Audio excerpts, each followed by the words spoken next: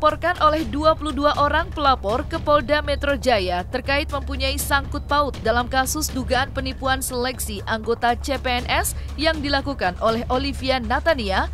Kini, Rafli N. Tilaar selaku suami dari Olivia Natania pun turut terbawa-bawa atas pelaporan 225 orang yang melaporkan istrinya ke Polda Metro Jaya. Mengingat Rafli yang masih berstatus calon pegawai negeri sipil, Rika Aprianti selaku Kabak Humas Ditjenpas akhirnya angkat bicara terkait kasus yang saat ini melibatkan anggotanya tersebut. Kalau dari info itu tidak ada, kalau dari kategori apa tadi, menggantikan COVID ya, meninggal digantikan COVID, terus langsung bisa digantikan, tidak. Semua pegawai negeri ya, juga penegara sipil ASN, yang khususnya di Kementerian Hukum dan HAM, semuanya melalui seleksi terbuka penerimaan CPNS ya. Jadi tidak ada yang langsung bisa menggantikan, ada yang meninggal terus langsung ujuk-ujuk digantikan, tidak ada. Ya, kalaupun ada informasi itu, kami saat ini dalam kesempatan menyatakan bahwa itu tidak benar. Dan informasi secara lengkap, dan juga terbuka, itu sudah disediakan di laman web. Kalau di Kementerian Hukum dan HAM kami sudah siapkan juga, sudah disediakan juga informasi tersebut. Dan itu juga saya rasa juga di kementerian juga sama ya. Jadi bertanyalah pada memang yang berkompeten. Kami sampaikan bahwa seseorang yang bisa langsung menggantikan orang meninggal itu tidak ada. Sejauh ini kita masih melakukan proses dan memang belum ada konfirmasi. Dan itu juga berkaitannya juga dengan saudara Rafli. Kita masih berproses, polisi juga masih berproses. Di tengah kasus Olivia Natania dilaporkan oleh 225 orang ke Polda Metro Jaya, kini suami dari Olivia Natania ikut terbawa-bawa atas kasus pelaporan terhadap istrinya. Mengenai hal tersebut, Rika Aprianti selaku Kabak Humas Ditjenpas membenarkan bahwa suami dari Olivia Natania, Rafli N. Tilaar, merupakan calon pegawai negeri sipil yang saat ini bertugas di Lapas Nusa Kambangan. Saudara Rafli adalah calon pegawai negeri sipil di Direktorat Jenderal Pemasyarakatan per Januari kemarin, memang Januari 2021, dan sempat ditempatkan di BKO kan atau diperbantukan di Nusa Kambangan di beberapa lapas, dan pada tanggal September tadi baru bergabung kembali di sini dan ditempatkan sementara sampai nanti keluar keputusan untuk yang bersangkutan menjadi pegawai negeri sipil. Jadi saat ini memang statusnya adalah calon pegawai negeri sipil atau CPNS. Tapi saudara Rafli masih calon pegawai negeri sipil di Direktorat Jenderal Pemasyarakatan, karena sekali lagi ini adalah dan masyarakat masih berproses, dan ada pun hal yang diduga berkaitan dengan hukum juga kan masih berproses di kepolisian. Kalau menghimbau dan bersikap tegas selalu ya, kalau momen ini mengingatkan kembali ya, kalau mengingatkan kembali pada hal-hal yang memungkinkan atau berpotensi terjadinya pelanggaran-pelanggaran baik aturan-aturan dari kepegawaian maupun aturan-aturan yang sudah ditetapkan ya, aturan-aturan hukum itu. Ini mengingatkan kembali, kalau mengingatkan selalu kita ingatkan. Dan seorang pegawai negeri sipil, aparatur sipil negara sudah tahu, seharusnya memang sudah tahu apa yang boleh, apa yang tidak boleh dilakukan. Biasa seperti calon pegawai negeri sipil lainnya, sama bekerja ya, sama saja, tidak ada yang berbeda. Kalau kami mewakili Kementerian Hukum dan HAM Direktorat Jenderal Pemasyarakatan, yang seperti sudah saya sampaikan bahwa jalur untuk menjadi CPNS itu sudah jelas. Jangan percaya dengan informasi apapun kecuali dari sumber informasi yang tepat. Kalau Kementerian Hukum dan HAM tadi kita sudah ada di web kita. Di medsos juga sudah disampaikan ya, apa-apa sih syarat dan waktu dari penerimaan itu kan ada tahap-tahapnya ya. Jadi di luar itu jangan dipercaya.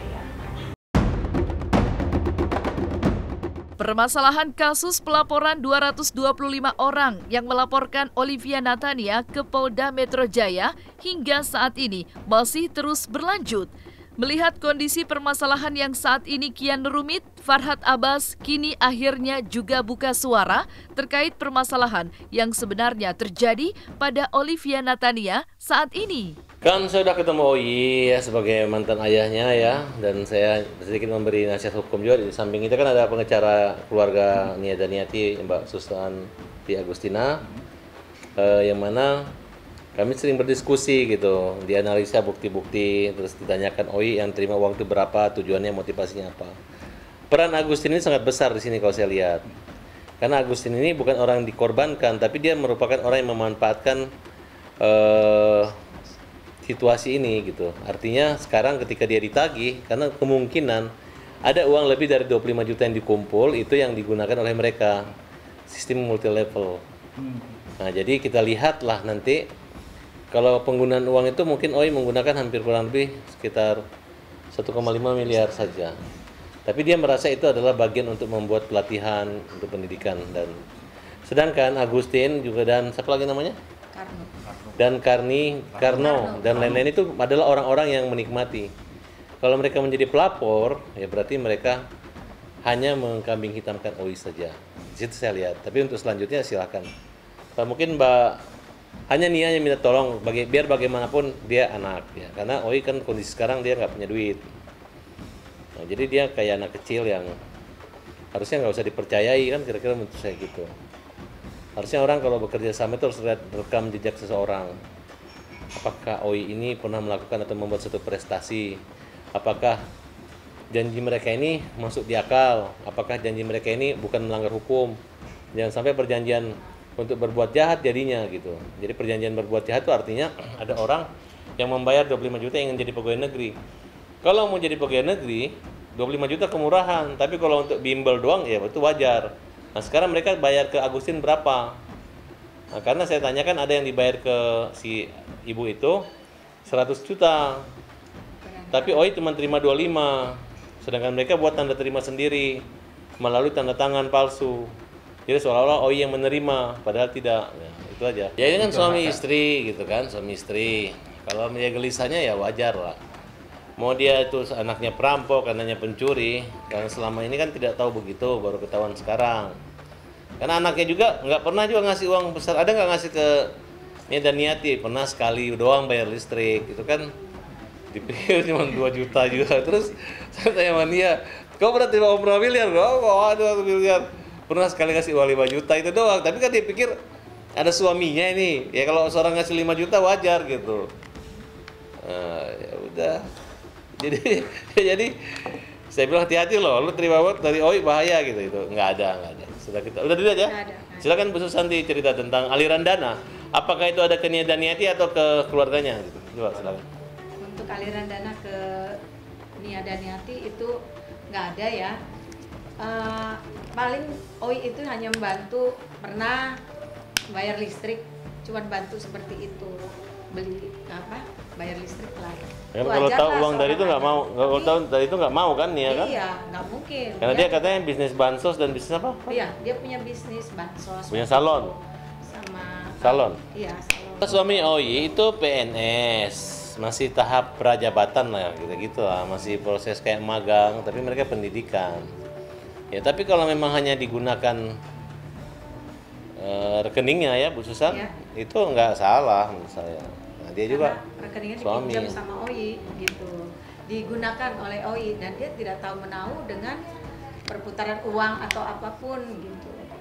Jelaskan bahwa Rafli itu tidak pernah juga berkomunikasi dengan Ibu Titin dan tidak pernah berkomunikasi juga dengan yang 225 orang itu.